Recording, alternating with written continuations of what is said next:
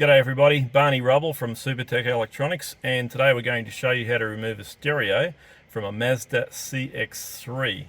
Tools you will need today is a 10mm socket and a spudger. You can use a plastic spudger. We're going to use this, guys, because it's a bit thinner at the top to get under. First thing you need to do is remove this guy here. Ours is loose for video purposes, but you'll need to get a spudger under that and unclip it. It is held in with clips.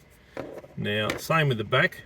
There is one at the back and it's held in with clips, so you'll need to get your spudger in and get a corner started and then just pull it up slowly until the clips release.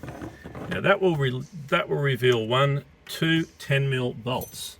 Ours are already out, but you'll need to remove those. Once you've got those, you'll need to tilt it back like that. 2 clips to remove, and you'll need to pull it out. Now it will be held in with electrical connections. Ours are out, but they're easy to remove. Just press the middle pin, pull it towards the front of the car.